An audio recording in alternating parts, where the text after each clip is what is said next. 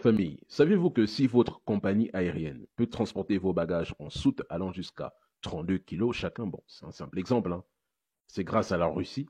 Ah oui. De même, lorsque vous recevez vos colis rapidement livrés après 24 heures ou 72 heures par avion, c'est aussi grâce à la Russie. En effet, grâce à l'alliage de titane russe, les avions sont plus légers, ce qui permet de réduire la consommation de carburant, d'augmenter la capacité de bagages en soute, et le plus important, de transporter davantage de marchandises dans les avions cargo. Oui, vous avez bien entendu, le cargo que plusieurs font. Je pense que dorénavant, vous avez une réponse. Maintenant, êtes-vous au courant de ceci?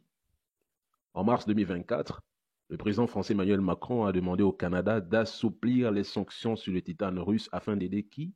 Airbus. Vienspo Avisma est historiquement le leader mondial dans la production de titane de qualité aérospatiale.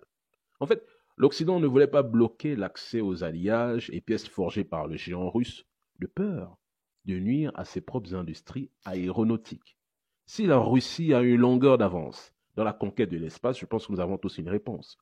C'est grâce à sa maîtrise du titane. Maintenant, qu'adviendra-t-il si Vladimir Poutine répondait aux sanctions économiques en interdisant l'exportation de son titane? Qui peut comprendre enfin ici que les sanctions économiques ne nuisent pas réellement à la Russie? Comment critiquer quelqu'un qui vous fournit des ressources essentielles pour vivre ou même pour vous faire de l'argent? Qui pourrait construire ces avions en 2024 et les faire voler sans l'aide russe? Selon le GIFAS, les adhérents consomment 25 000 tonnes de titane par an, dont une grande partie est importée de Russie. Airbus et Safran dépendent à 50% du titane russe, tandis que certains sous-traitants comme Aris Industries atteignent jusqu'à 80%. Comment Bruno Le Maire aurait-il pu espérer faire s'effondrer l'économie russe alors que la France reste encore dépendante?